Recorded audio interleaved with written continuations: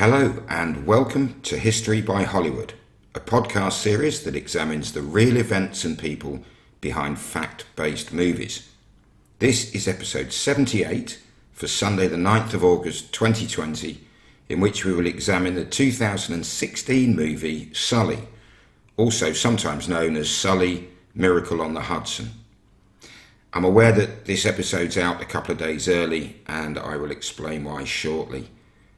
My name is Martin Darlington, and this week I'm joined once again by our good friend Des Latham, host of the recently completed Anglo-Boer War podcast, the recently started Battle of Stalingrad podcast, and pertinent to today's episode, the Plane Crash Diaries podcast. Des is an enthusiastic aviator, and he doesn't go into gory details of crashes, far more examining the causes and the aftermath, including what safety measures were introduced to prevent such crashes happening again. In updates and errata, the first bit of news I have is that one of my best friends, who also happened to be my mother-in-law, died this week after I'd recorded with Des, but before this intro. So as you're listening to this, I'm either about to leave for the airport, or I'm in the air, or I've already arrived, hence the slightly early publication. Due to the funeral and family-related duties that are going to require my attention, there may be something of a pause in output, possibly until early to mid-September, for which I apologise, but feel I have little choice. Andrew's perfectly capable of producing solo or guested episodes, but when Andrew moved back to Australia from Qatar, I hogged all the editing kit.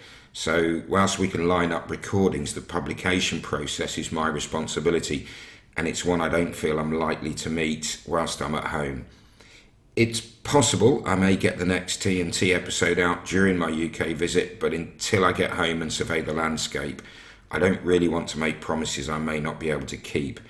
Updates will be put out on the website's planned episodes page, facebook.com/history by Hollywood, and Twitter, where we're at history by Hwood. On responses to the First Thoughts and Themes episode last time out, most has been very positive. One listener did very politely tell us via Facebook that he prefers the regular episodes. It was very fairly put and noted. Although the plan was for the next episode to be TNT 2, and that may well stick, the frequency will reduce as we move forward. It's not going to be every other episode. It's just the ideas that led me to want to do this supplementary series, the TNT, the Thoughts and Themes, will quite quickly get used up in the first couple of episodes, at which point it will take some time for that particular bucket to refill. In news and reviews, we've had a review. Figwit from the UK wrote, recommended 5 stars. I've only recently discovered this podcast and I'm very much enjoying working my way through previous episodes. The presenters are articulate, enthusiastic and knowledgeable, and I'll be able to rewatch the films covered with a much better understanding of their historical accuracy or otherwise. So thank you very much indeed, Figwit. It really, really is appreciated. We're approaching over 100 reviews now, I think, across the world, which is absolutely great. Interestingly, and a slight juxtaposition to that, we heard from Mike King. Now, Mike's listened from the start, but I think this is his first email. If that's incorrect, I do apologise, Mike. It's very complimentary, but interestingly, Mike makes a comment we've heard before, that he often enjoys an episode even when it covers a movie he hasn't seen. And that's very encouraging for us, so for that we thank you. Mike also suggests Black Klansman, a movie which, when I first heard about it, I assumed was a far-fetched farce. But it's Spike Lee, and Spike Lee makes good films, and they're normally quite gritty, so I looked into it, and it does appear to be based on real people and events, so we'll definitely look into that one. We also heard from David R. in the US, who had an interesting suggestion for a joint episode looking at Cinderella Man, the Russell Crowe-led movie about Max Bauer, the boxer, against The Harder They Fall, a 1956 movie, and Humphrey Bogart's last, so David tells us. That covered the boxing career of Max Bauer's father, also called Max Bauer. So that certainly warrants a good look. If I've missed any emails since the last episode, I apologise. and we'll try and include them in the next outing whenever that may be. But for now, it's time to reintroduce you to Des, this week's guest host, and then on with the story of the movie and our coverage of Sully.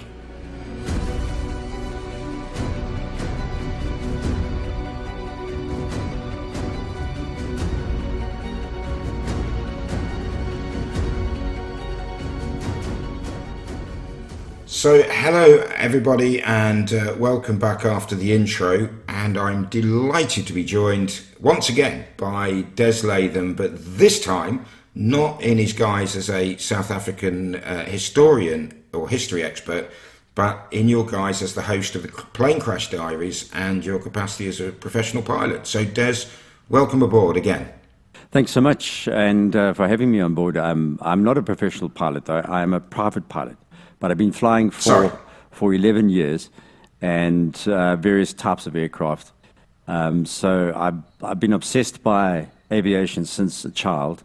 And of course, I had the delight of hearing the moon landings live on radio. It was pre-television. We didn't have TV in South Africa until 1976. And that it was a shock to my little mind. And from then on, I decided I'd become a pilot, and it took quite a few years from then. So the combination of being obsessed by aviation and being a pilot, I wrote a blog since 2009, and in about this time last year, I started Plane Crash Diaries, which was really to look at the improvement in aviation safety that has emerged from accidents. Not so much the kind of blood and guts, the gory side of plane crash investigations that you know about, but more, people are not aware just how much aviation safety has improved over the years based on what has happened with accidents. I mean, I remember seeing or having a discussion with a civilian friend, non-flyer, about, and for anyone who may have forgotten, because strangely actually, I don't mention that often what I do for my day job, but I'm a helicopter flight instructor, ex-military, and air ambulance, and now I'm out in Qatar teaching people to fly helicopters, which is very rewarding. But you know the old joke, how do you know there's a pilot in the room? Don't worry, he'll tell you.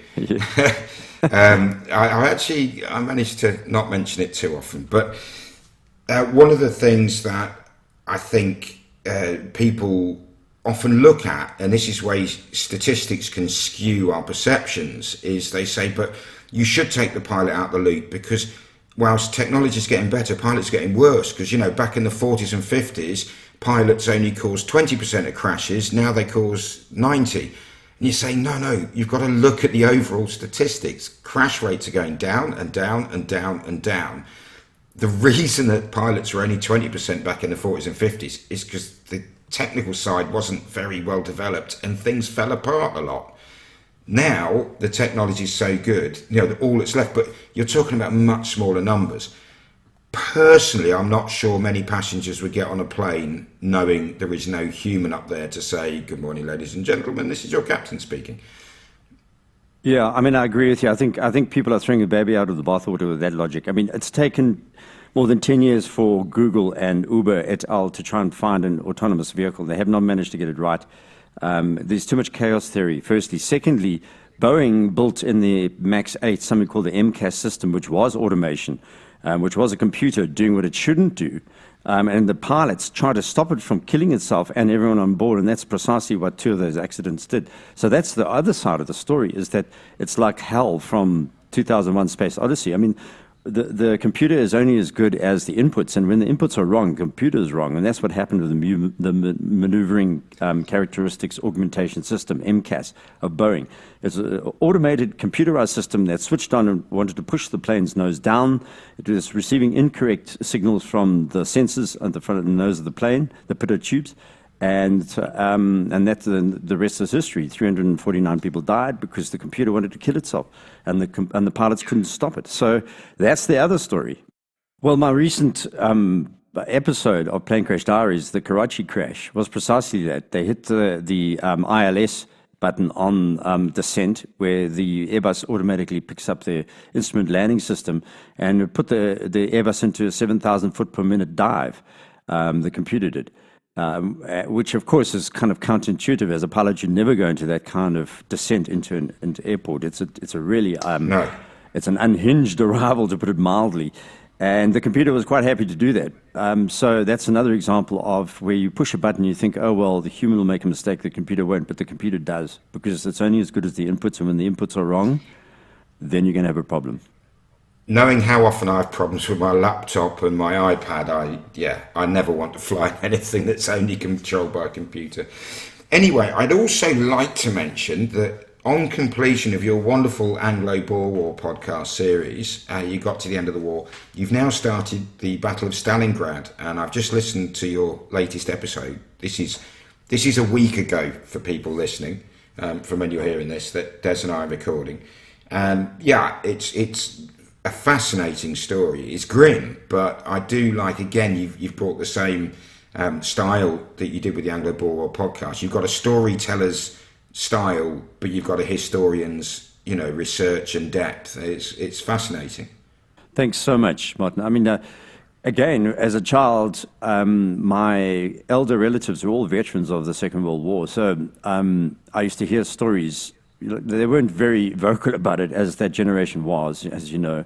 But I knew very much. My great uncle, for example, was a veteran of Tobruk, and my grandfather was a veteran of. My father didn't see him for 6 years. He went off to fight in North Africa, and he returned 6 years later.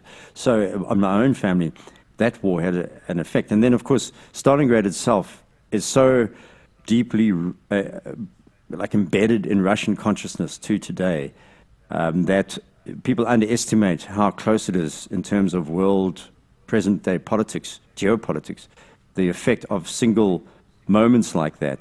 And it informs Vladimir Putin's view of the world, the way the Russians dealt with Stalingrad in particular. So we cannot underestimate that now, presently, in our political world. So thank you for mentioning that. That's really, for me, an important thing to keep in mind. While it's a story, it's also really present. It's with us, to this day.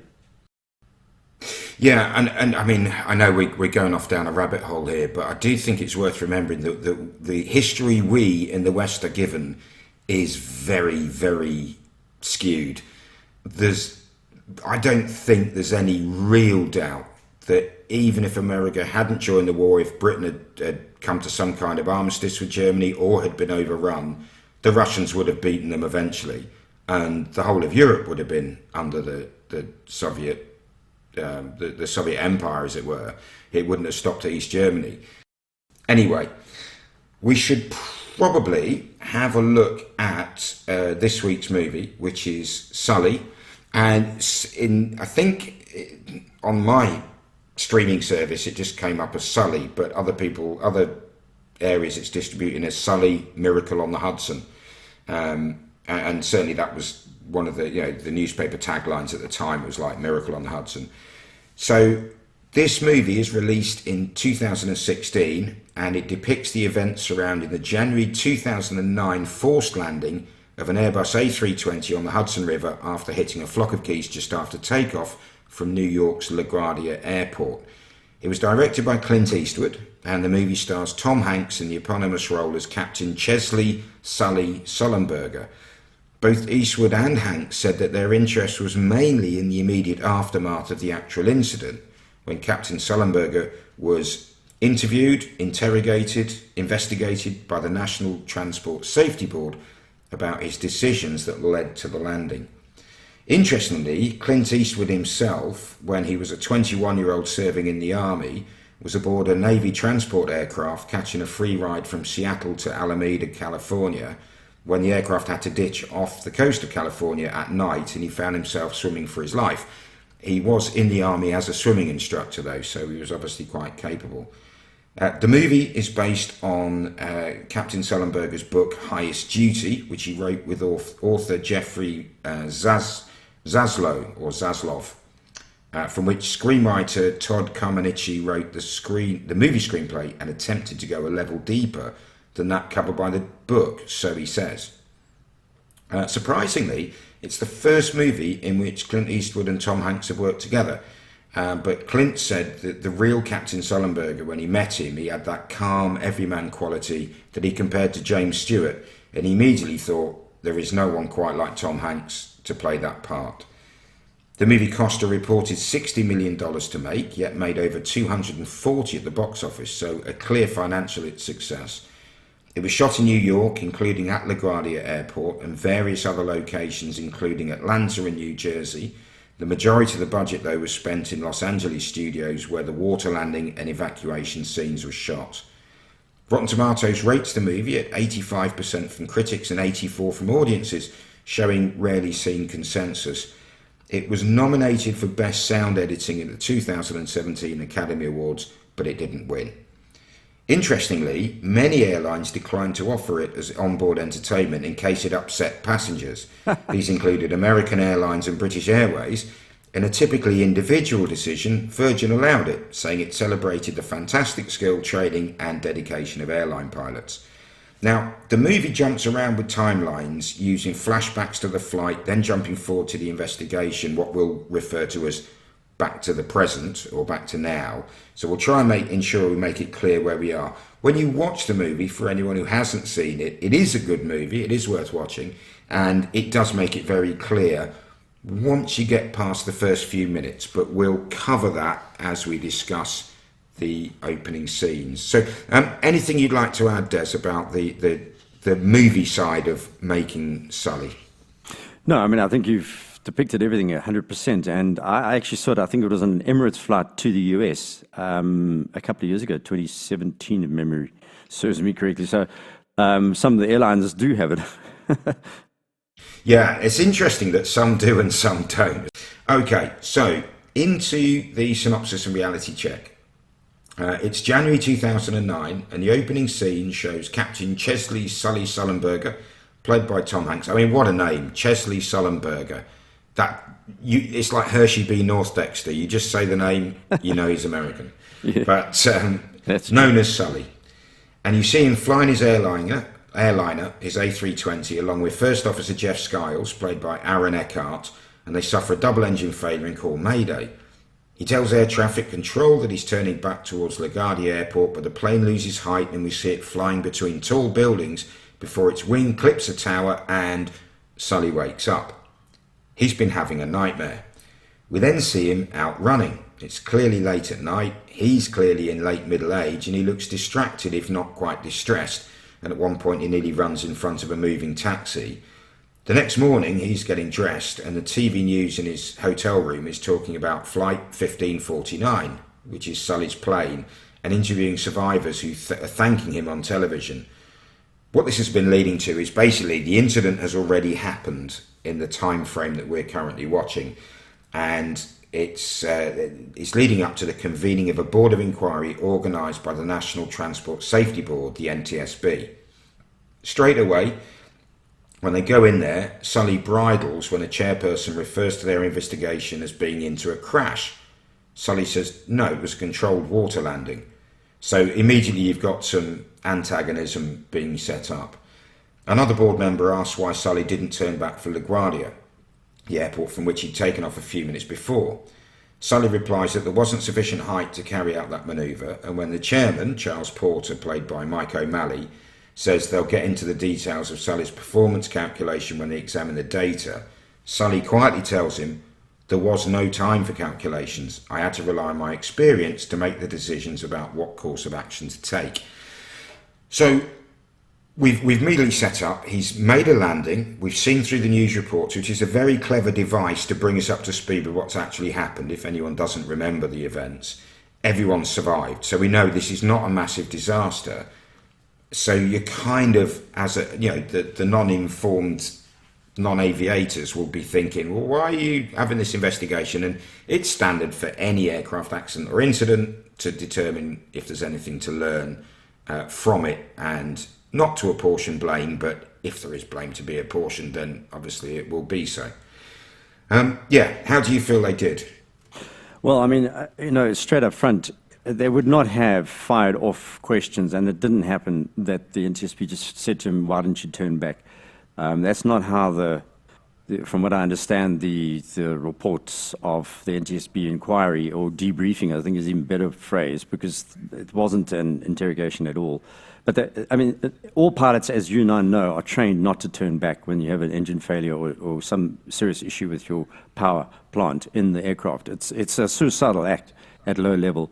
I don't want to bore you with too many details, but I was, we're all trained to do this over and over and over. You line up an area 30 degrees on either side of the nose of the aircraft. You look in that space about where you're going to land the plane, and that's it. You don't try and turn back because you're going to die. It'll go into a dive.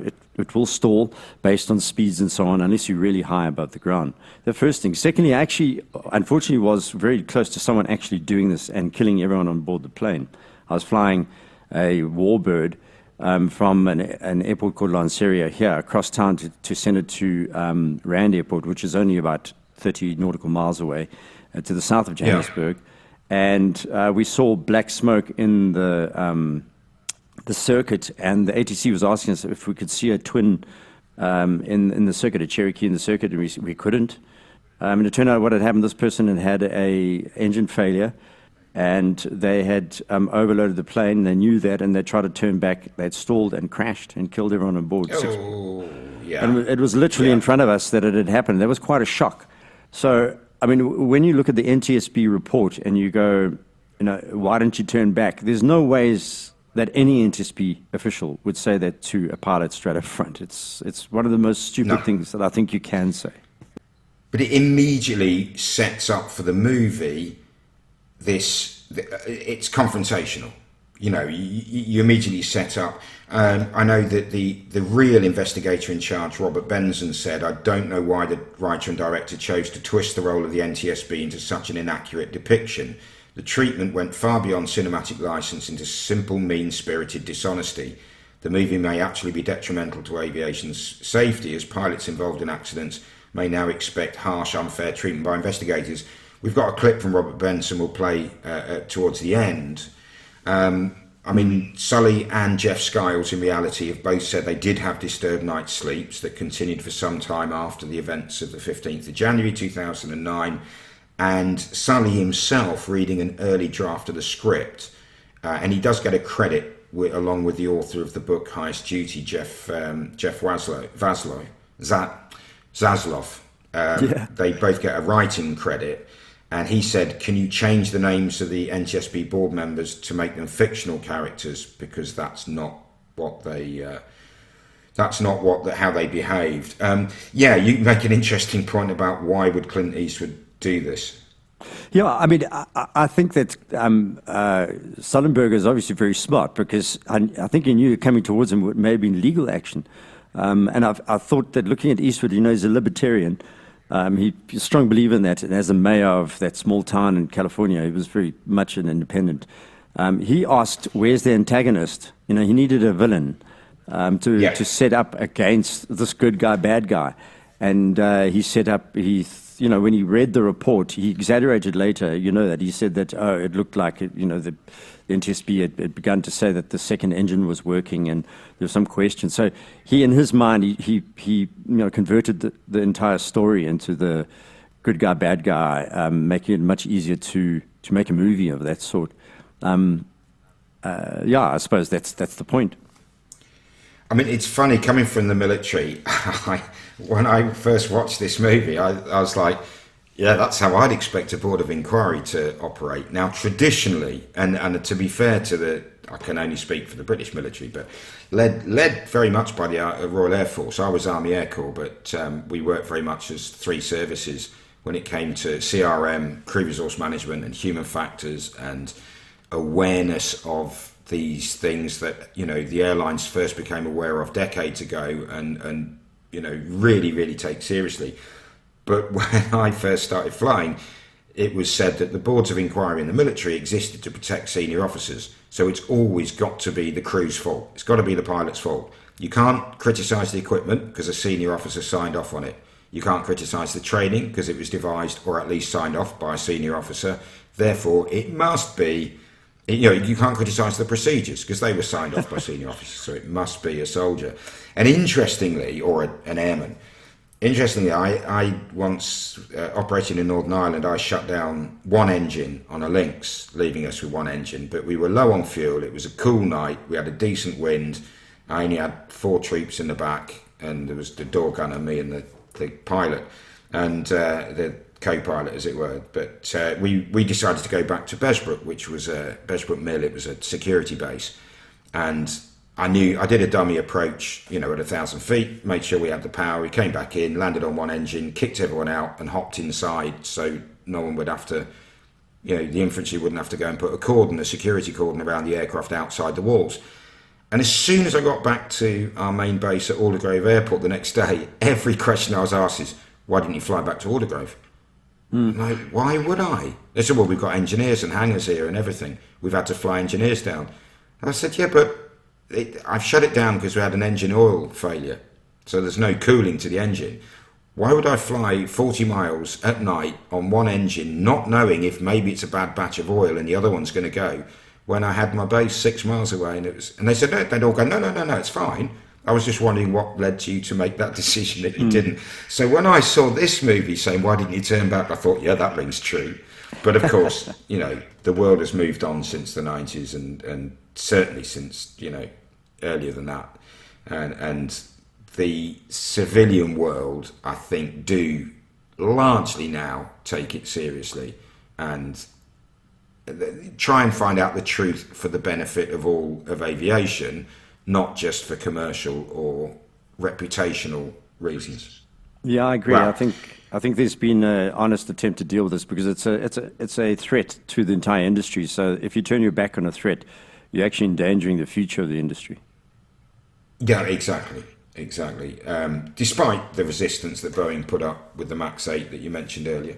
Okay, so back to the movie, and we've got a clip which we're only putting in because it's a lovely little bit of Tom Hanks being Tom Hanks, and actually, from what I've seen of him, being very Captain Sullenberger as well. The best chance those passengers had was on that river. And I'd bet my life on it. In fact, I did. And I would do it again. Aviation engineers are theorizing you had enough energy to make it back to a runway. Well, engineers are not pilots. They're wrong. No, they weren't there. You stated that it was a dual-engine failure due to multiple bird strikes? That would be unprecedented. Well, everything is unprecedented until it happens for the first time. So he's made his little quip about, and he's right, everything happens to happen for the first time, one time. They next ask, how much sleep did you have? 8 hours. When did you last take a drink? 9 years ago. Did you have any drugs? No. Do you have any troubles at home? And he's slightly bemused, and you can see Sully, the character in the movie, this is becoming slightly wary, and he says, "No more than anyone else." And of course the board all look up and think, oh, maybe there's something to tell behind that comment. And it continues. It is quite hostile questioning, isn't it? So he said it's unprecedented. Nobody trains, to have a double engine failure at 2,800 feet. But you've got evidence to the contrary. Well, not that people train for it, but this wasn't quite unprecedented, was it? No, I mean, landing in a river, for a start, for various reasons, is not unprecedented. I mentioned the Tupolev 124 flight in Russia, 1963. There, the pilot ran out of fuel and eventually ditched in the Neva River, and everyone on board survived. And that was an amazing moment because a tug pilot nearby saw it happening and actually roped the plane around the control wheel and dragged the plane to the bank of the river, and everyone was saved. But I think I need to mention another one. There was a Lockheed L-188 Electra that crashed at Logan International in 1960. That was all 4 engines had been affected by about 120 birds. It had a total failure. Engines 1, 2, and 4 failed, and the third could not take the plane. In fact, when they checked afterwards, all 4 engines were damaged by this bird. And unfortunately, it crashed, and 62 on board were killed. It basically stalled. And there were a couple of other technicalities which we don't really have time to talk about. But it's interesting that it's not unprecedented. In 1960, there were a 4-engine prop plane, turboprop plane, actually lost 3, and then the 4th engine in a bird strike. Yeah. So, I mean, those are the 2 examples where they can't call it unprecedented. No, indeed. And I mean, the quickfire questions, how much sleep did you have? They're absolutely standard, and every pilot would know that's what you're going to be asked a series of questions which are just to make sure they've dotted all the I's and crossed the T's. Because could you imagine if subsequently later down the line you found out, well, you didn't have any sleep the night before? Well, no, my baby was crying, and no one had asked the question, it would be seen as negligent. So, they're not going to get upset at being asked that. So back to the movie, heading back to their hotel in a taxi, Sully and Jeff discuss the day, and they're accompanied by their union representative, another pilot called Mike Cleary, and he's played by Holt McCallany. And the driver has a newspaper with a headline stating "Hero of the Hudson," and he's very complimentary to them. Sully gets through to his wife, who's being besieged by the press at their home, which is somewhere else, not in New York. And as Jeff and Mike try to enter the hotel, they're also mobbed by reporters hunting a quote. At home later, he tries to reassure his wife that everything will be okay, but he says he has to stay a bit longer for the NTSB inquiry. And his wife appears a bit bemused that he appears to be justifying himself. And then we learn he's going to be interviewed on TV. So we see a reporter on the news saying that far from being a hero, new information makes it clear that Sully made the wrong call and needlessly endangered the lives of his crew and passengers. He's sleeping, but then starts awake to see the TV isn't even on. So there is no news report saying he made the wrong call, it's just a nightmare. A literal nightmare. So Sully calls Jeff's room, who's also awake. He says, yep, there's no sleep going on here. And they decide to go out for a nighttime walk. They're both having disturbed sleep over the experience, and Jeff reveals they're going to be on the David Letterman show. It's a famous American chat show. We see Sully being interviewed also in an intimate studio made up to be like a living room, and this is she plays herself in the credits. Katie Couric, I assume, is an American news anchor or chat show host. Mm-hmm. We learn from this interview Sully's been flying for 42 years, and it's been his life. And a flashback takes us back to Sully's youth and an early flying lesson where his instructor tells the teenage Sully, no matter what happens, your primary duty is fly the aircraft. And it's something you always say at the end of your plane crash show, isn't it, Des? You aviate, navigate, communicate, in that order. But the first thing, we used to call it the rule of F's. First and foremost, fly the flipping aircraft. Yes. Insert expletive as appropriate to your audience. So, yeah, I mean, the media definitely went after him and his family, didn't they? Not in an aggressive way, but they were wanting sound bites, and there's this, this really nice, professional, gentle-mannered guy, and they're going, yeah, all-American hero. Bear in mind, this is a year, or months after the 2008 financial crash, so I guess they're looking for a good news story. Yeah, I mean, this is quite a profound thing that you've got here. I mean, it's really important to mention there are two really, really huge things happened. The first thing is that the media did, travel around asking Sullenberger for quotes, but they turned it into Sullenberger, the wholehearted apple pie American family. And Sully's wife eventually started getting really upset and warned him that the family was going to be placed under undue pressure by the media attention. So it's actually the other way around. It's the interest shown by the media in a positive way into their lives that his wife became concerned that the two daughters that they had, the one was 16, one was 14, would be affected negatively by the fact that they were being constantly told to fly across the country. And she was worried that it was becoming dangerous. They were getting little sleep, and she was afraid they would make a mistake. The second thing, which I think is even more important, was that it was the first big story that was tweeted live in the world. And Twitter had just become a major thing in 2009. And by the way, I watched this on Twitter as an online news editor. I was working at a business channel here. And I'll never forget the effect. The entire news organization I was at came to a shuddering halt. Everyone watched that video of the CCTV of the plane hitting the water.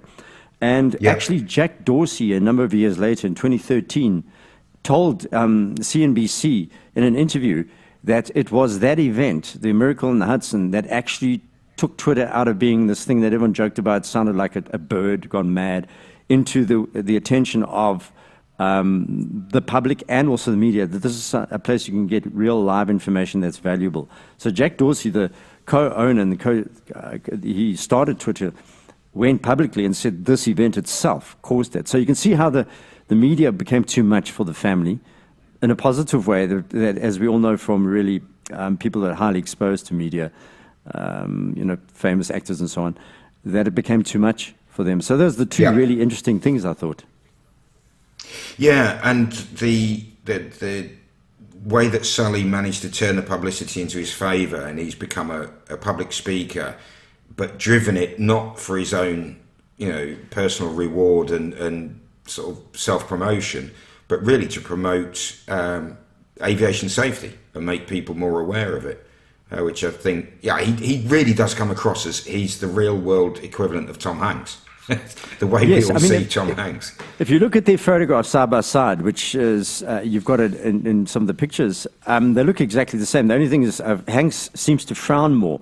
Sullenberger's got a kind of clearer forehead, but they look exactly the same. And of course, if you watch their interviews, they are virtually the same kind of person, unflappable, middle of the road, every man, every person, the average person, someone that we all aspire to be, something as solid as that. And of course, Sullenberger ended up as CBS's main on-air aviation expert. So he didn't turn away from the media and go and hide in the hills somewhere. He, as you say, he took it on as a role, and as is now, turned into an aviation safety discussion zone, and he's put a lot of money into it too. So it's all of that is interesting. How the show the movie tries to show how the media were kind of all over him in a negative way, and it was actually the opposite. Yeah. Back to the movie. After the interview, Sully's gazing out the TV station's window and again visualises the aircraft that he was flying, ploughing into New York buildings. Mike, the union rep pilot, tells him they have more media requests and Airbus have completed their simulation runs, but he has potentially bad news. He says the left-hand engine's data transmission showed that they were still operating at idle. Sully refuses to believe it, saying, no, that's not possible. Anyway, they force their way through another press scrum, and Sully and Jeff are back in front of the NTSB board. Jeff, his co-pilot, the first officer, is becoming increasingly annoyed and defensive, and he makes a key point about Sully's actions, and we've got a clip. Our job is to investigate how a plane ended up in the Hudson River. On the Hudson River. Isn't it a little early in the year to go fishing? Seeking the facts is hardly fishing, Mr. Skiles. Okay, then here's the most important fact. There's only 2 people who know what happened in the cockpit that day, and I'm one of them. And we appreciate your perspective.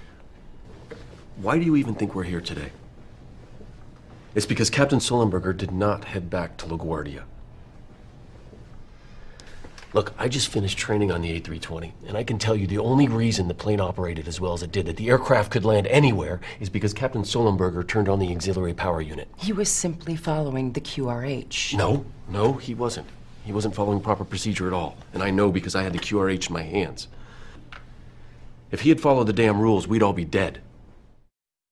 So we heard there that Jeff was saying, look, if he'd taken action in order that the quick reference handbook, the QRH, lists, it was item 15, and what he's done is turned on the auxiliary power unit, which provides electrical power to all the aircraft instruments and the intercom and the radios and everything else, which, you see, with a helicopter, it's not really that big a problem because you'll still get battery power. I'm not an airline pilot. These big planes obviously will operate in a different way, but it's made clear that he's done something out of the normal sequence, the expected sequence, and in doing so has saved everybody.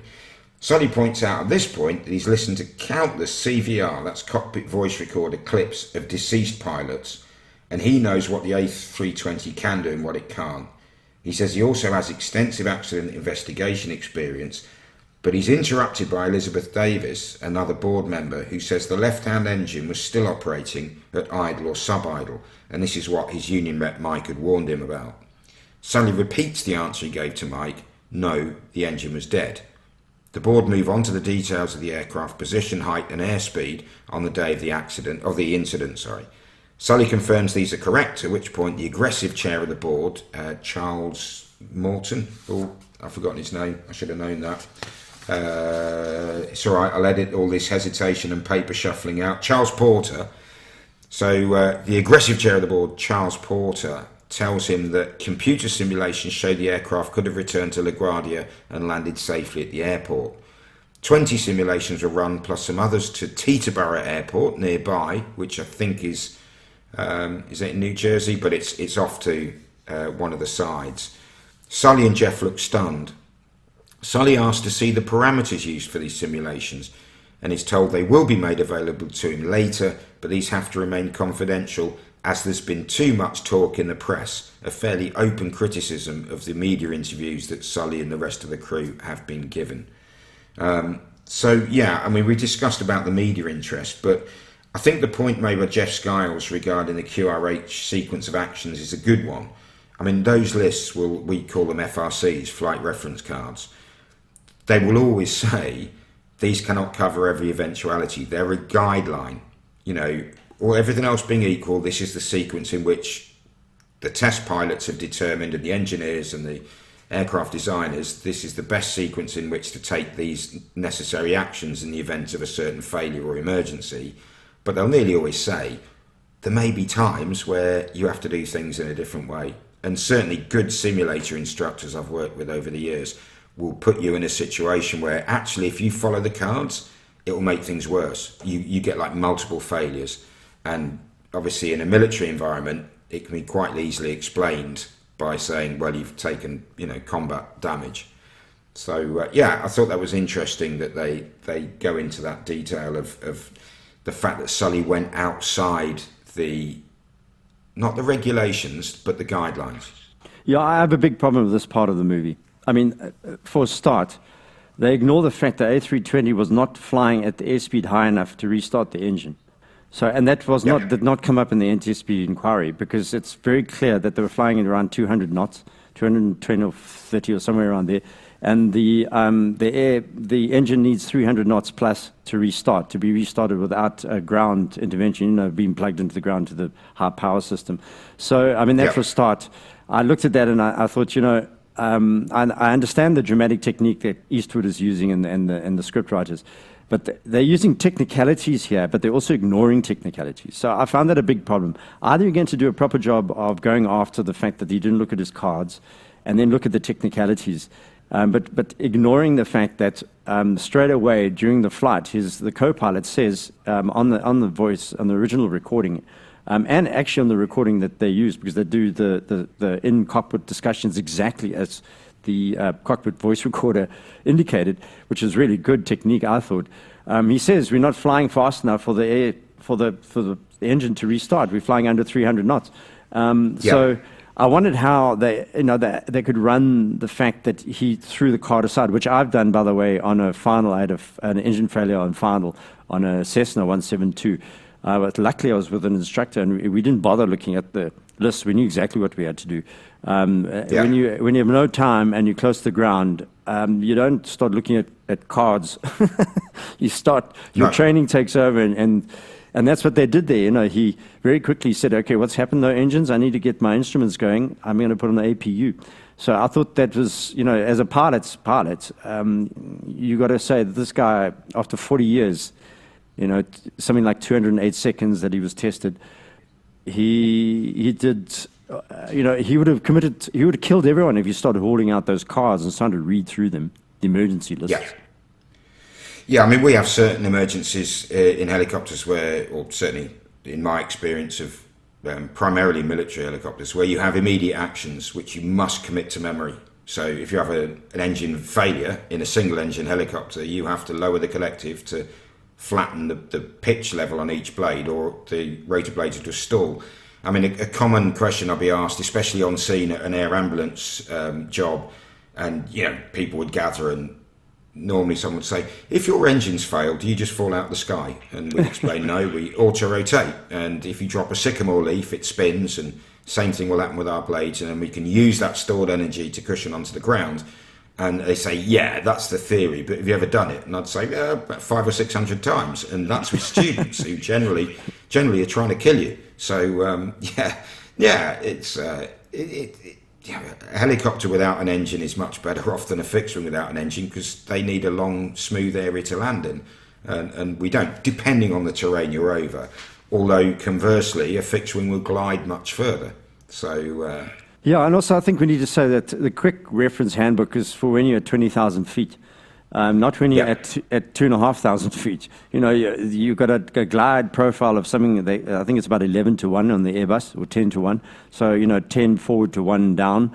That would have given them a minute or two before they hit the deck. They don't have time to start scratching around looking for your emergency lists.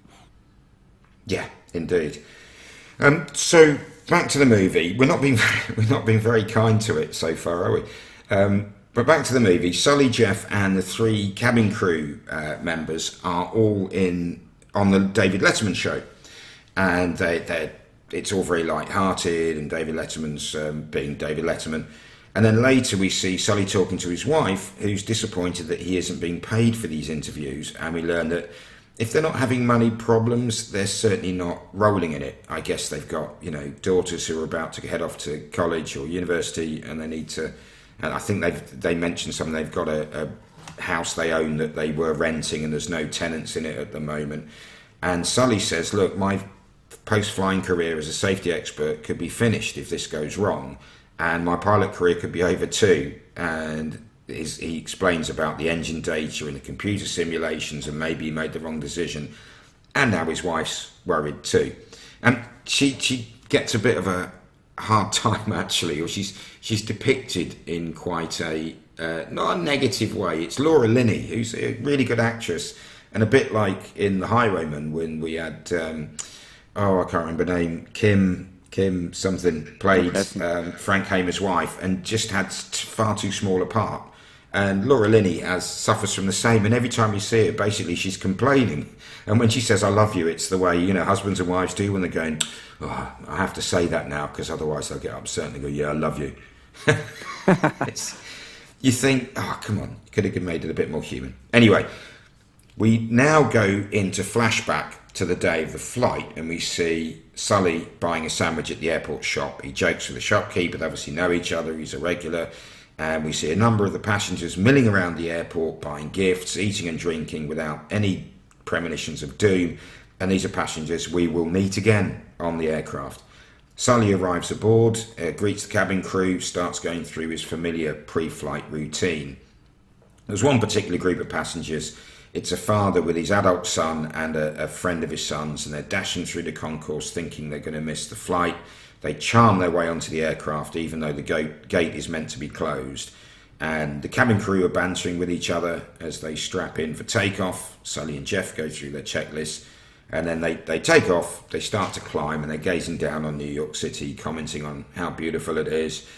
And then Sully calls birds before they have a series of impacts, and the engines run down. The girls up back get up and start reassuring the passengers as Sully reports that both engines are rolling back.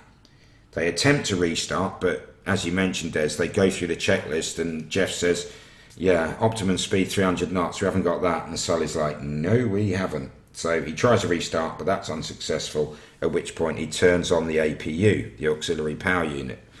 He then calls Mayday to air traffic control and says he needs to turn back to LaGuardia. The air trafficker gives him a course to steer, I think it's 220 degrees, asks what the problem is. Sully says we've lost both engines, and then adds we may end up in the Hudson. The controller tells LaGuardia that they have an inbound emergency, while Sully gets on the intercom to say brace for impact. The cabin crew start immediately chanting brace, brace, brace, head down, stay down, as Sully reports they're going to land in the water. The controller watches his screen, telling Sully that he has a clear runway if he can get to LaGuardia, but then the radar trace disappears. He then goes on to guard frequency, which is basically a global, universal emergency frequency.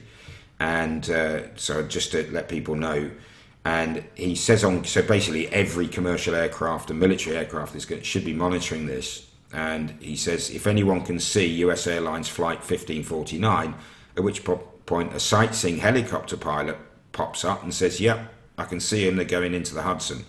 The controller's now distraught because he knows that airliners don't survive water landings. However, we see Sully going for the ditching, and his automatic altitude warning is saying, pull up, terrain, pull up. Given that we've already heard everyone survived, we know he's going to make it, and yet somehow that knowledge doesn't detract from the tension of the scene. It's a bit like watching James Bond in danger. You know it's James Bond, so he's going to survive. You're just thinking, how? Just as they impact the water, we cut to Sully back in the present, talking to his wife on the phone again. Later he goes out for a nighttime run, and we hear his thoughts echoing around in his mind. The engine that may have still been able to give him power, the computer simulations, and he's questioning his own decision. We then see, he sees a memorial with an F-4 Phantom on it and some of the docks in New York. And we cut back to his early Air Force flying days in a Phantom, an F-4 Phantom jet fighter, and it has a stability problem. He's told to eject, but he elects to try and fly back to base, accompanied by his wingman, and he manages to land safely, much to the amazed relief of his backseater, his Wizzo, the weapons systems operator. Back in the present, Sully continues his run, and we see him go into an Irish bar where the barman recognises him. The barkeeper's enthusiastic and says, hey, we've named a drink after you, we call it the Sully. It's a shot of grey goose and a splash of water. He and the drunken regulars laugh it up, and Sully takes it in good spirits. Oh, that was quite a long run. So they did go on the Letterman show, I believe. Yeah, they did. And he did talk about being constantly going over in his mind whether he'd made the right decision. Even though publicly, he said he was convinced. I think from what I've read about, and his book also, I haven't read the whole book, but I've seen excerpts where he talks about this, where you can't do anything else but continue to question everything that you did, to think into the future, what kind of things will you do. So I think that's quite accurate. When you say we're having a go at the movie, it's really the technicalities of it. Being aviators, I think, I don't want to sound really negative. I think I rated this 8, right? This is a great movie for many reasons. Not the least Hanks and the story itself. I mean, it's a miracle, and people like miracles. So as you say, I mean, the tension of the plane approaching the water, I always think, and you probably have this as well, as a pilot, near misses I've had, and when I saw that, I just went over my mind some of the incidents, and the moments in flying where it's not all, over the years you tend to now and again have moments where things are quite close, and that's what happened to me. And I know people who take planes would have had that as well. They would have had moments. I remember hearing about my friend who was in a plane who had to turn back. So I think it's quite psychologically understandable. I mean, one point I do want to make is, and I found this astounding watching it, Tom Hanks gets on the intercom and says, "This is the captain speaking, brace for impact." With zero hesitation, stunned looks, or conversation, Sheila Dale, Donna Dent and Doreen Welsh, which were the real cabin crew names, they're the real people, and it's depicted very accurately, straight into their brace, brace, brace, head down, stay down, and the professionalism, the instant snap from, worrying about whether the passenger in seat 2B's if we got any ice we can take him because he's complaining that his gin and tonic's too warm, or, going from the trivia straight into professional mode. I think most air passengers in interaction with cabin crew is like, well, they're there to serve food and fetch an extra blanket. They're also an essential part of the aircrew because they're the interface between the cockpit and the passengers, and they have to deal with they're psychologists to a degree as well, dealing from passengers who are scared of flying to passengers who may become violent or angry. And there's a reason that for every vacancy on cabin crew, there's somewhere between 50 and 100 applicants. So they pick the very best. The training is rigorous. My goddaughter did stewardessing for a few years, and she said it was the competition to get that job was brutal, and the training is really rigorous. They're first aiders to a very high standard. They're not just glorified waiters or waitresses. So I thought that was just a point worth making. I thought that was really well depicted. Sully did fly F-4 Phantoms in his Air Force days. At one point, he was stationed at Lakenheath in the UK from 73 to 80, I think he flew, so about 7 years. He didn't fly in combat, but he did fly in Europe and in the US. He may have woken me up because Lakenheath is quite close to Cambridge where I grew up. So he may have kept me awake one because the Phantom was not a quiet aircraft. But the incident that's shown in the movie, neither of us have been able to find any evidence that anything like that ever happened, have we? No, I went through his interviews and I tried to do a search, and it may be true, but I haven't found any confirmation of that. No, and I did like the and I can't find a credit for him. The barman who tells him he's been in something I've seen. The guy plays the barman where he goes in the Irish bar and he says, "Hey, we've named a drink after you. It's basically it's a grey goose with a shot of grey goose and a splash of water," and they all think it's funny. According to the New York Times City Bar blogspot, that scene came out of a joke that did the rounds at the time, and then the New York Times got their in-house cocktail chef to create a more sophisticated cocktail because Grey Goose vodka and water doesn't sound particularly nice to drink. I'm sure it would have the desired effect, but just cut the water, I suppose. Anyway, back to the movie. In a further flashback, we see a New York Waterways ferry heading out into the river. And for people who aren't aware, and I wasn't particularly, this is a standard commuting route. If you live in New Jersey and you work in the city, the easiest thing to do is get a ferry across the Hudson River, because a bit like London, lots of people don't drive in New York because it's just congestion city. So as the ferry is manoeuvring away from the dock, we then cut to a police helicopter crew, like a rescue crew. They're getting ready for their shift. Then we cut to a cityscape, and in the background we can see Sully's Airbus getting lower and lower. Back in the cockpit and cabin, the passengers are terrified, but the cabin crew continue their mantra as the aircraft hits the water. The violence of the deceleration is well portrayed, and we see the bizarre sight of the A320 floating as passengers look outside and realise, whoa, we're in the river. Sully orders an evacuation, and I've got to say, it would have been so funny if he'd said abandon ship, but he doesn't. He just says evacuate. The cabin crew continue with their calm but urgent instruction, telling the passengers to leave the aircraft. Chutes are deployed from the forward doors, and the mid doors, the passengers walk out onto the wing. Sully is grabbing jackets and jumpers from overhead lockers and handing them out, reminding us this is New York in January. This is bitterly cold. One man leaps into the water, followed by a lady who's holding a life jacket but hasn't put it on. The man doesn't even have a life jacket, and he starts appearing to try and swim to the shore, which is a long way off, but the ferry we saw earlier has spotted the downed aircraft and it's heading towards it. The police helicopter crew we met earlier are scrambled, and we see them running for their aircraft. Meanwhile, passengers are helped onto the rafts and the wing as Jeff calls to Sully and says, "Come on, we need to leave." The cabin girls now leave as the ferry arrives, expertly brought to a couple of yards from the plane.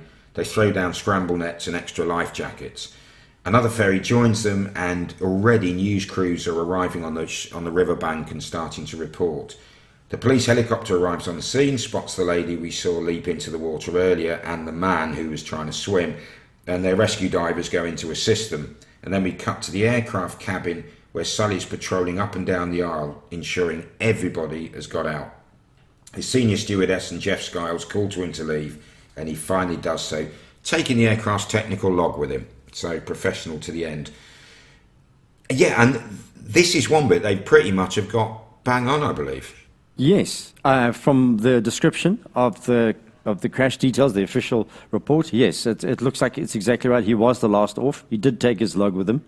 I did, by the way, personally take ferries in 2017. I went to Manhattan and I spent some time taking one of the trips around the entire island, Manhattan Island, and then taking ferries. It's a big thing because you don't want to take the train because Manhattan's underground is horrific. I don't know if you've ever been on it, and of course, No, I've never been to New York. No. the traffic into Manhattan is also chronic through the bridges, through the one main tunnel. So a lot of people take the ferries, and I was really fascinated by this because I know exactly where the plane came down, and it's actually quite close to the main ferry docking area. There are about at least 20 or 30 ferries, large ones, that operate very close to where the plane came down, within, I'd say, half a kilometer.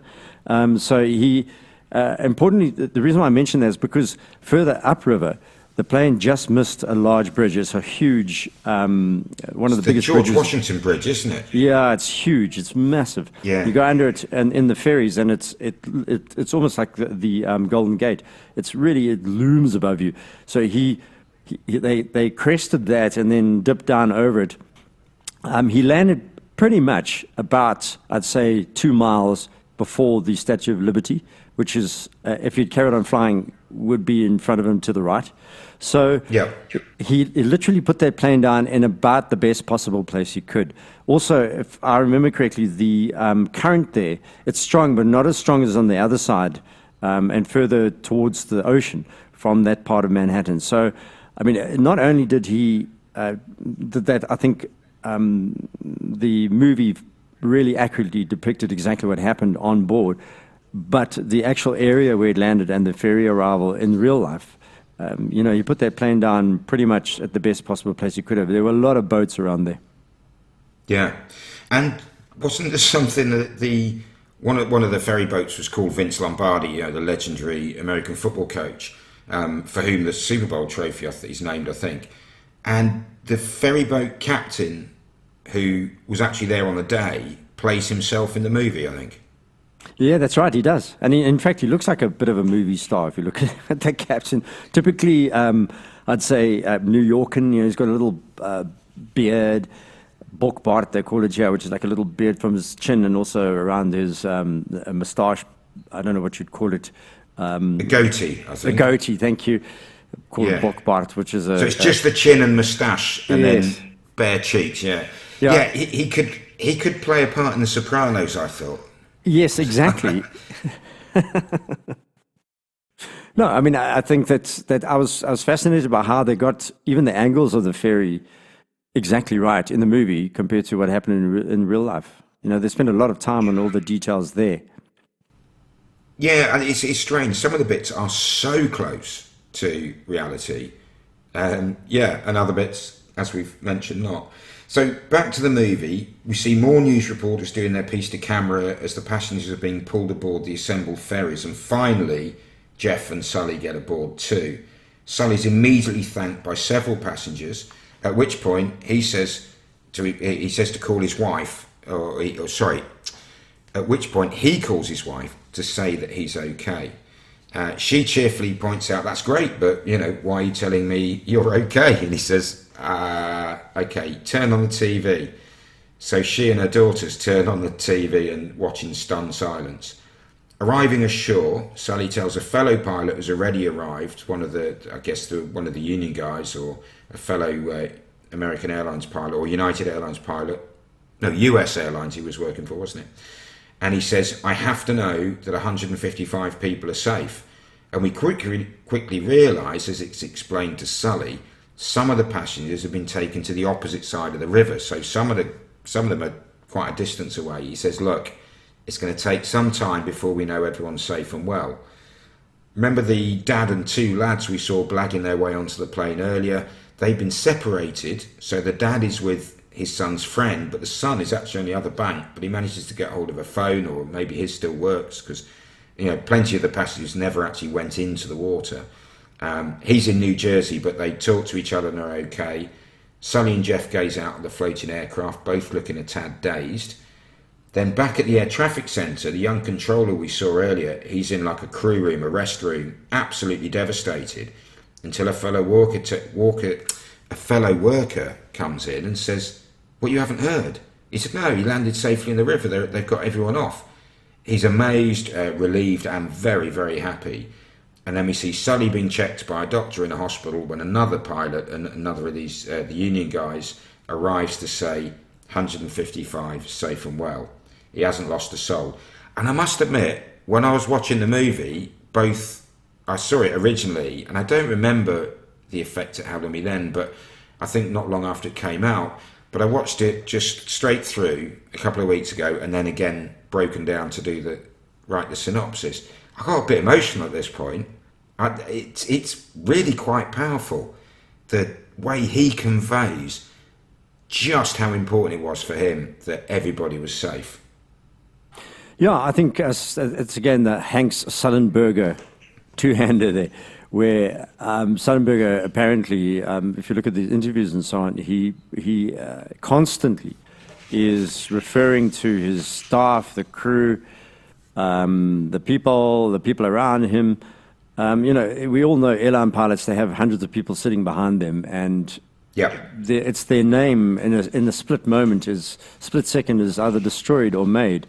And this is a case where it's no one expects, there were injuries, but they were not serious. No one expects anyone to survive a plane coming down at 200 odd knots, nearly 400 k's an hour, hitting water, which is like concrete at that speed.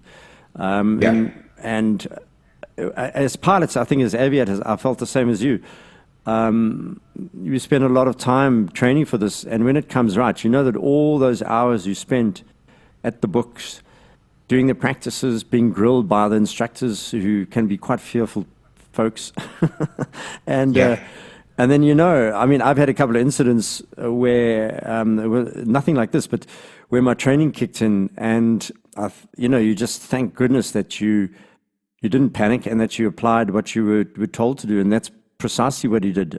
He used lateral thinking, situational awareness, and he saved everyone. And it's the CRM thing that we talk about.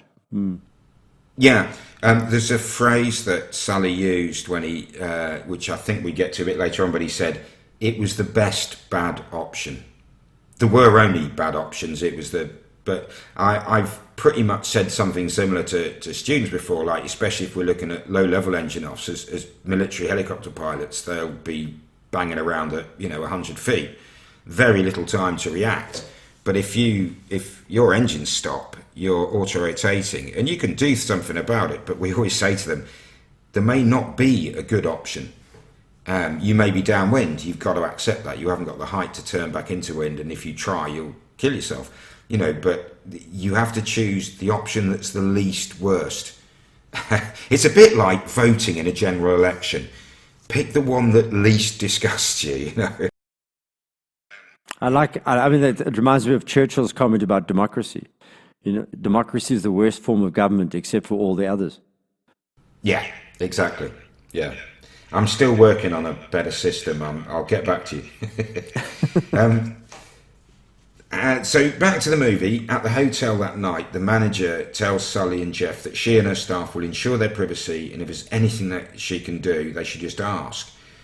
Sully says, "Is there any chance my uniform could be cleaned? Because I'm, going before the board." This is on the day of the landing, and he's a bit hesitant, as if he's being a bit. He said, "Look, it's no worries if it's too much trouble." And then she says, "I'd give you the hotel if I could," and gives him a big hug, and then walks off. It's a very nice moment. Back in the present, now remember, the last time we saw him in the present, he was in the Irish bar where they just invented the drink about him. We suddenly see him dash outside, and he calls his union contact, wakes him up. He's asleep in bed with his wife, this guy. Wakes him up, demands to see the simulation data, and says, "I need to see it before they release the cockpit voice recorder data and finish the testimony." He's clearly onto something. We next see Sully enter the crowded hearing room. This is a far larger deal than the intimate room in which the early discussions with the NTSB took place, but it's still Charles Porter in the chair, flanked by his two colleagues from earlier, Elizabeth Davis and Ben Edwards. The room is full of industry representatives and agency representatives, and we assume press. Porter reveals that the CVR will be heard for the first time by everyone, including himself. He hasn't heard it. But before they play that, at Captain Sullenberger's request, they show the Airbus simulations with human crews flying them rather than a computer simulation. We see two different crews fly a successful landing, one at LaGuardia and then another one at the alternative airport, Teterboro, and that's also successful. So things look a bit bad for Sully and Jeff Skiles. Charles Porter, looking suitably smug, tells the room that the human sims confirm the computer sims. At this point, Sully asks if we can now get serious, and we've got a clip. Multiple airports, runways, 2 successful landings. We are simply mimicking what the computer already told us. You know, a lot of toes were stepped on in order to set this up for today. And frankly, I really don't know what you gentlemen plan to gain by it. Can we get serious now? Captain? We've all heard about the computer simulations, and now we are watching actual sims, but I can't quite believe you still have not taken into account the human factor. Human piloted simulations showed that you could make it back to the airport. No, they don't. These pilots were not behaving like human beings, like people who are experiencing this for the first time. Well, they may not be reacting like you did. Immediately after the bird strike, they are turning back for the airport, just as in the computer sims, correct? That is correct. They obviously knew the turn and exactly what heading to fly. They did not run a check. They did not switch on the APU. They had all the same parameters that you faced. No one warned us.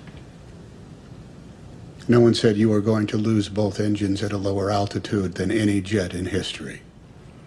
But be cool. Just make a left turn for LaGuardia like you're going back to pick up the milk. This was dual engine loss at 2,800 feet, followed by an immediate water landing with 155 souls on board. No one has ever trained for an incident like that. No one.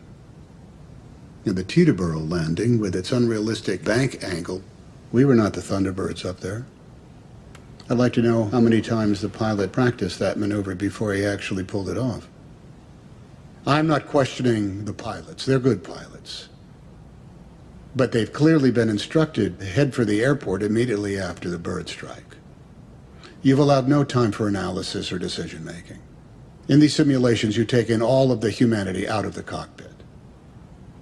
How much time did the pilots spend planning for this event, for these simulations? You are looking for human error. Then make it human.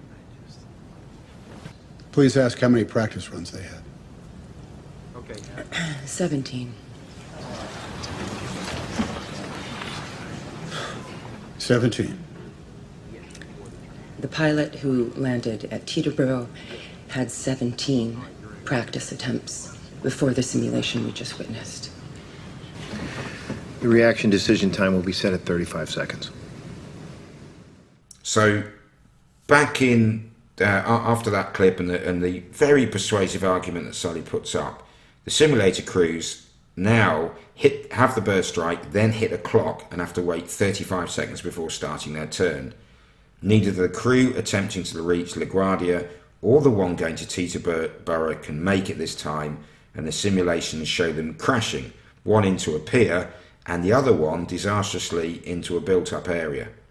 With the feeling in the room very different, we now see the assembly listen to the cockpit voice recordings of Sully and Jeff, but we get to see the action replayed on the screen with video as well as audio. Now we have a clip, and we'll use the movie clip as the audio quality is much better than the one that is available to listen to on YouTube, which is readily available if you just search Flight 1549 cockpit voice recording or CVR. You'll get various options to listen to it. But this is a lot clearer, but it is word for word. Now, I've edited it so we don't have the long pauses where in the movie you can see actions happening, so it's a little bit shortened. For the record, this is the CVR of U.S. Airways Flight 1549, January 15th, 2009. Gentlemen, headsets. Birds.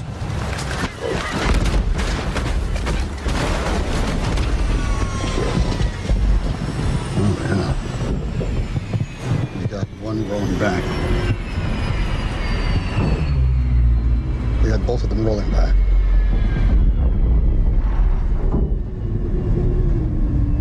Ignition start.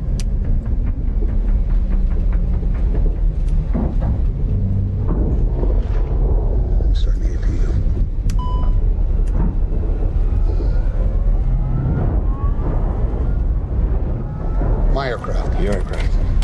Get at the QRH. Priority left. Loss of thrust on both engines. Mayday, mayday, mayday. This is Cactus 1549. Hit birds. We've lost thrust on both engines. We are turning back towards LaGuardia. Okay, you need to return to LaGuardia. Turn left heading 220. 220. Which engine did you lose? Both engines. If you remain in engine mode, select your ignition. Ignition. Ignition. Thrust levers confirm. Idle. Idle. Airspeed. Optimum relay 300 knots. We don't have that. No, we don't. Cactus 1549, if we can get it for you, do you want to try to land runway 13? We are unable. We may end up in the Hudson. Emergency electrical power. Emergency generator not online. Online. ATC notified squawk 7700. Distress message transmit. We did that. Cactus 1549, it's going to be left traffic, runway 31. Unable. Okay, what do you need to land? Wind shear. So the room's in stunned silence as everyone removes their headphones. Sully and Jeff asked to take a short break, and they're both clearly quite shaken by listening to their own voices again. But they also seem to finally realise just what they managed to achieve. Now, before we go to the next bit, I do think we should probably stress the hearing we're seeing now in the movie happened some 4 months after the landing on the Hudson, and the conclusion, the full report, wasn't issued for about 18 months, and that's very normal. That's what you'd expect because of the detail into which these teams go. So there's a lot of time compression going on. As stated earlier, both the NTSB and Sully himself have said the real investigation was fair, precise and objective in their approach. Clint Eastwood, according to several things we've read, I mean, I read one review written by Stephen Cass in The Guardian. He's attempted to weaponise a hero in his libertarian attempt to demonise any and all government institutions. Now, I don't necessarily agree with that, but from a cinematic perspective, as you mentioned, Des, Clint nearly needed a foil for Sully's innate goodness. You know, he needed a villain for the hero to overcome, rather than the seconds of flight that led to the ensuing drama, and he seems to have decided the NTSB will be the movie's villains, although he does set them up to be converted to the path of light and truth. So, yeah, I don't know. It's very dramatic, though. As a movie device, it's actually, this hearing is quite effective, isn't it? Yeah, but as you say, I mean, the use of boards, and we understand that boards of certain kinds are, as you said, in the military. I spent 2 years in the army, and I faced a hearing at one point for, I was assaulted by a staff sergeant, so I laid charges against him, and then he laid counter charges against me for walking off the parade ground without permission. So I was told by the commanding officer I should really drop my charges, whereas his charge was clearly designed as part of the organization, the military, to protect him and the other officers. And I realized that at that point. So, I mean, it can be frustrating working inside operations where you have this kind of feeling as an individual. And this is where I think Eastwood was trying to make a point. Your pilots, and a lot of older pilots complain about all these extra things. I mean, the CRM you've mentioned, the crew resource management. When I started flying, the older pilots were poo-pooing it and laughing about it. They were very macho, and of course they were part of the problem. So, and Eastwood comes from that generation. The good, the bad, and the ugly, and six guns, and independent spirit. Dirty Harry. Correct. So. I mean, you can see that all of that makes sense. I just thought they should have used the real bad boy in the room, which is called Newton's laws. How and concentrated on how this guy managed to put a plane onto concrete without breaking it up. Was a miracle. I mean, it was he achieved a great thing, and I felt that even though I love the movie, why not just turn it into not a docudrama kind of thing, which he did. Most of the movie is docudrama, and then point out that do some kind of technique explaining that the aircraft should really have broken into at least 3 or 4 pieces, and it was entirely whole except for a little, small few inches at the back that cracked. And I think also the simulations that were flown by both computers and by human simulator crews, or by pilots, operating in simulators, the NTSB started with an immediate reaction. So as soon as the birds strike, you start a turn, and what they wanted to establish was, and not to hang Captain Sullenberger out to dry, but for future benefit of learning and for use in the future, how much reaction time did it actually take? And then they'd send crews in cold who didn't know what was about to happen, and they'd be told, right, you've just had a bird strike and your engines are running down. And you read through, they did hundreds of these tests using the exact parameters that they started with on that day, as far as airspeed, altitude, wind direction, etc., but with different amounts of preparation for it. And they realised, actually, what Jeff Skiles and Chesley Sullenberger did was one of the fastest response times to a decision that they made. And it often is this thing of, sometimes it's better to make a decision, even if it's not the best one, than no decision. Now, as it turns out, clearly he did make really the only decision that allowed them survivability. But, with students, I always make the analogy of, okay, you're stood in the road, or you're stood on a railway track, and you're on a bridge, and there's a wall either side. Now, there's a train coming, if you jump over to the right, it may be a 3-foot drop to a nice grass meadow. It might be 50 feet to a river, and the left might be to the grass meadow, and that might be to a river or a rocky gorge. But if you don't take a decision at all, you are definitely going to be hit by several thousand tons of fast-moving train. Do you know what I mean? It's that thing of, again, we're back to taking the least bad option. Yes, and I think Sullenberger would have told us that what he would do would be to lie down between the rails. Yeah, or leap highly in the air and let the train pass beneath him, and he's probably capable. But, just to go back, the NTSB board, yes, they did run lots of simulations, not to try and prove that he was wrong, but to learn from it. And actually what it highlighted was just how well they did. Yes, I think just to add something quickly here, I mean, that when they gave, I think it was 2 out of 14 attempts were successful in returning to LaGuardia with the cold kind of call. 2 out of the 14 people who came in cold made it back, and those kind of percentage numbers are crazy. You'd never go for that if you were trying to do something in that situation. And the other point that he kind of makes, but it's almost fleetingly in the movie, is look what he's trying to get over to get to LaGuardia, one of the most densely populated areas of the planet. So if he gets it wrong going into the river, 155 people, or some of them, may die. If he gets it wrong trying to return to LaGuardia, how many other hundreds? And of course, tragically, only 8 years before, New York had seen what happens when planes fly into buildings.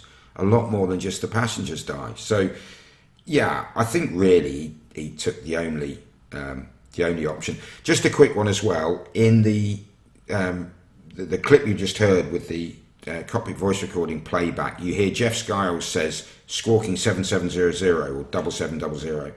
And that's a transponder code. All commercial and most private and military aircraft, they use these codes to identify themselves to air traffic radar services. It's a 4-digit number, and like when I was air ambulance, it was 0020, which told every air traffic, okay, we've got an air ambulance in the area. And 7000 in the UK is I'm general aviation, so I'm just a private aircraft. I'm not in controlled airspace, and everyone squawks the same. But for airliners, they have a unique squawk. When Jeff goes on to 7700, that is a universal, I am in a state of emergency. And though 7600 says my radios have failed, 7500, which always used to make us giggle when I was in the army because we were young and silly and like schoolboys, means I'm being unlawfully interfered with. In other words, hijacked. Yeah. So I'm being unlawfully interfered with. And those codes automatically bloom on a radar screen, meaning they get brighter and catch the controller's attention. So that's why he's saying squawking 7700. It's the transponder code. Also known as IFF, identify friend and foe. But I just thought I'd add that. Yeah, a really accurate depiction there, wasn't it? And Yeah, no, also- it was. And the car, if you listen to the real cockpit recording, they talk in just the same way as Aaron Eckhart and Tom Hanks do in the movie. It is so, there's urgency, but there's no panic at all. It's so calm and cool. It's just two guys fixing something. Funnily enough, Tom Hanks as Jim Lovell in Apollo 13, exactly the same, just going through procedures and drills. Anyway, back to the movie. We've now got a slightly lengthy clip, and this is the conclusion after we've watched the simulator crews with the 35 seconds reaction time added fail to reach the airport. And this is quite a heartwarming clip. That is honestly the first time that I've listened to a crash recording while actually sitting with the captain and the first officer. It's extraordinary. That was no simulation. No, it wasn't. Gentlemen, I want to inform you that the left engine has been recovered. We just received a comprehensive report. There was extensive damage to both the guide vanes and fan blades of the engine. 5 compressor blades were fractured, and 8 variable guide vanes missing. So no thrust. As you testified, it was completely destroyed. The ACARS data was wrong.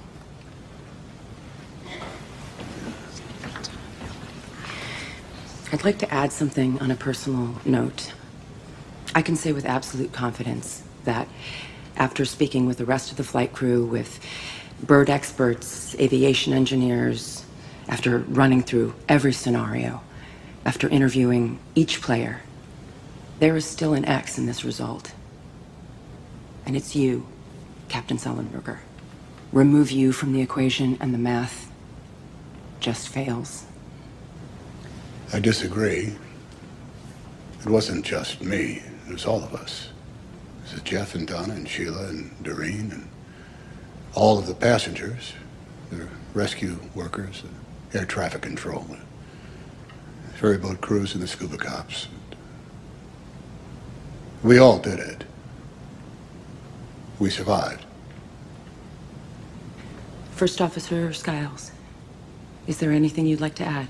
Anything you would have done differently if you had to do it again? Yes.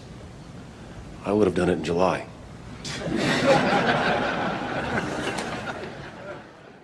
And that is pretty much the movie. As we now come to the end titles, they tell us that more than 1,200 first responders helped to rescue the passengers. It took them 24 minutes only to get everybody safely off the plane. And the last scene is very touching because, well, I say the last scene, we kind of cut to, it's a reunion. And it's the real Chesley Sullenberger meeting the real passengers in a museum housing their real aircraft. The passengers identify themselves by their seat number from Flight 1549. Sully addresses them and points out that when you add to the 155 passengers, or 150 passengers and 5 crews, their families, their friends, suddenly you're talking about quite a big number. And he says, and that day will unite us all. Wow. So, yeah, it's a really, really good movie. It's only an hour and a half long. It's not a monster movie. It's when I was a kid, movies just lasted 90 minutes. That's what it was. And apparently that was all geared down to the length of an average bladder could withstand sitting in a cinema. Someone told me that once. That's why it was 90 minutes. And then other directors since then have gone, I don't care. They can go to the toilet and come back. So...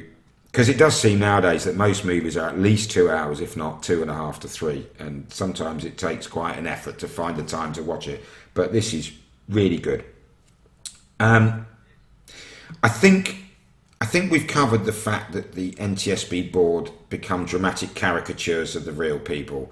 But in the interest of balance, let's just play Robert Benson. This was the real chief investigator on that board. We'll just play his clip because I think he deserves his moment. It's certainly not a miracle by any chance or by any stretch of the imagination. There were a lot of things that went right. Not everything, but a lot of things that went right. So we determined very quickly during that sequence of experiments that Captain Sullenberger made the perfect decision. If what I've heard so far is true about the film, about the movie, then our investigation was not portrayed accurately. I've heard the word interrogation thrown around too, and we never use that term, and our interviews with people aren't interrogations. We're not the Spanish Inquisition, we're not the KGB, we're simply people trying to figure out what happened. One of the sad things about the movie, I guess, is that there's a small chance that it's going to make the NTSB's job in the future harder. We have to have the trust of the agencies that work with us, the FAA, FBI sometimes, the manufacturers that make the airplanes, the airlines themselves, and most importantly, surviving crew members. If they are reluctant to tell us the truth, or if they're afraid of us, it's a bad thing. It really is. And another comment we had from Malcolm Brenner, the NTSB human factors expert on the board, commented how impressed the board were with how well Sully and Jeff Scars had worked together. And he said he's really impressed that Sully's used his fame to promote flight safety, and saying, look, I'm a huge fan of the man. His integrity is just so clear. There were dozens of safety improvements recommended by the findings. The report, as we said earlier, took 18 months to complete. And one thing that isn't really shown, I suspect it got chopped on the editing floor, but you kind of see one of the stewardesses appears to have an injury at one point, but it's literally a split-second clip as someone's helping her down. And it was Doreen Welsh. A vertical strut actually pushed through the cabin floor and seriously injured her in the leg. And she retired shortly after the incident. And that was one of the requests to Airbus, was to redesign it. Sully returned to flying for a few months before retiring from flight duties. Jeff Scars kept on flying. I think he still is. And Donna Dent and Sheila Dale did as well. All the passengers survived, although 4 were classified as seriously injured in that they remained in hospital for at least 48 hours. And many more were treated for hypothermia. The aircraft is preserved in the Carolinas Aviation Museum minus its wings. And this is where the survivors had a reunion with Sully and the other crew members on the 10th anniversary in January 2019. But what the movie doesn't mention is they have a reunion every year in New York, to which most of them manage to go. And I mean, there's little doubt that Captain Sullenberger made the correct choice on the day, and he executed his plan perfectly. And as he said, it was the best bad option. It's a great film. Des, over to you. I've spoken for far too long. Not at all. I mean, I agree with you. I'd happily watch it a number of times more. I liked the depiction of the pilots. I liked 90% of what was done. I thought that I understood what Eastwood was doing with the scriptwriters and changing the setting up the antagonist and so on, being the NTSB. I didn't think it would have an overarching effect on the NTSB in the long term and the understanding of aviation safety, because it's such an extraordinary event. But I like the comment from the first officer, which is true. They said, would you change anything? He said, yes, he would have done it in June, I think it was. But actually, July, which, it was warm, it's warmer then. But, I thought about that. And I thought, actually, he's wrong, because in June, July, August, a huge amount of river traffic, it increases. So bringing the plane down safely onto the river without hitting a boat would have been more difficult in July. So while I understood that, true. It was kind of an aside, without being too much of a, anal here, but I actually think that they also faced it at probably the right time. For river traffic, it would have been up. But overall, a wonderful movie about a really, really heartwarming moment in our lives where people actually survive an air crash. Yeah, I mean, like you, 8 out of 10 comfortably for entertainment value. History is really difficult because on the flight crew side, it's almost word perfect. The depiction of the relationship between Jeff Scars and Sully, what they said, what they did, the crew, the professionalism of the cabin crew. It's 9 to 10 out of 10, and yet the depiction of the NTSB board is 2 or 3 out of 10. So, I don't know, maybe we average it out at 6. Yeah, no, I went for 8. No, that's but on entertainment, but for accuracy, how would you feel? I agree with you. Probably even less, I'm afraid. I'd be more 5. harsh. Yes. Yeah, and I mean, this doesn't really have a great deeper moral theme or anything that we might dive into on a future Thoughts and Themes episode, but it's purely for dramatic effect, isn't it? Clint has spiced up his output to give people something to get their teeth into, go, boo, oh, look at how horrible bullying this hero. But the hero pulls through and everything's good in the end, and they all become converts and they all say how wonderful he is. And I just think, yeah, I can understand Robert Benson and Malcolm Brennan, the other NTSB board members, thinking, oh, you've done a hatchet job on us. And imagine if they hadn't taken Sullenberger's advice and actually left their names in.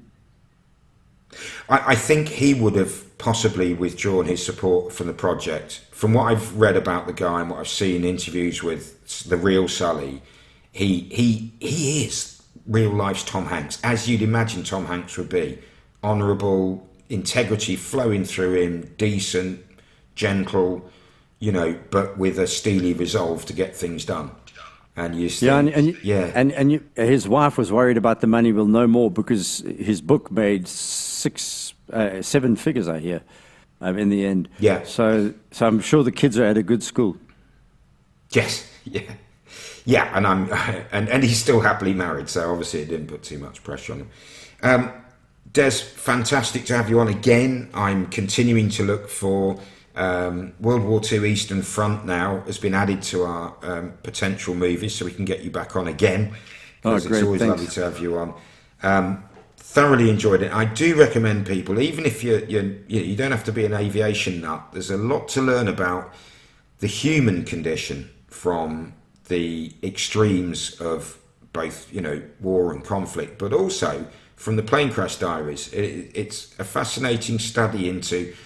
And you've mentioned it a few times where cultural aspects come in, and some cultures where older men don't listen to younger men or women when they're given advice. And in an aviation environment, that's a really bad thing, not to listen.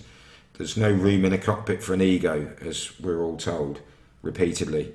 I don't have one myself. I'll leave it at home. The one that doesn't exist? No, I put it in the fridge. I'll probably edit that out because I'm absolutely wandering now. Like I say, Des, absolutely lovely, and we will be pushing this out shortly. Of course, everyone listening to it is like, no, you've already done that. That's how I'm managing to listen to it. Please, save me from myself. Say something.